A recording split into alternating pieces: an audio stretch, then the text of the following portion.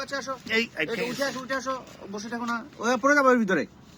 এই হলো আমাদের সেই রেসিপি আলু পোড়ে। এই যে ওয়াও, এক্সিলেন্ট আলু পোড়া। এটা হলো ডায়মন্ড গোল্লা আলু পোড়া।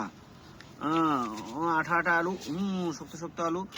ওরে এই কাটা চামচ আলু তো ভালো ভিতরে। দেশি হিসেবে এইভাবে খাওয়ার মজা। এই যে এই নিয়ে অনেক গরম, আগুনের মতো গরম। এই যে কি জিনিস, ও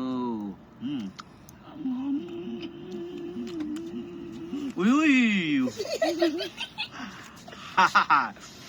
এই হলো আমাদের আলু, অনেক মজা হয়েছে কিন্তু অনেক গরম। এখানে রাখি একটু, হ্যাঁ, এই যেন না পড়ে ঠান্ডা। এই লকাটা লয় না কি দাও।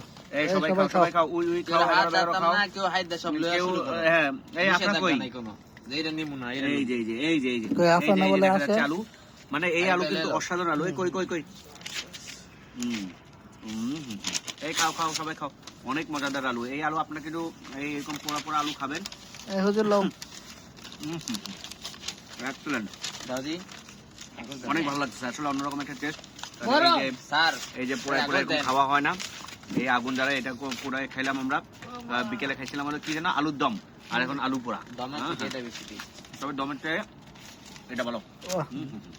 এই এই ধরো, এই মনে সময় নেই, সিদ্ধ হয় নাই কিন্তু সিদ্ধ হয়েছে ভালোই। বড় দেখে এটা দেয়া শীত টিত চলে গেছে গরমে, তো এই শীতে আপনারা ছাদে বসে আলু পুড়িয়ে খাইতে পারেন, অনেক ভালো লাগবে, অনেক ভালো লাগবে, অন্যধরনের একটা feel. Wow, nice, excellent, we we.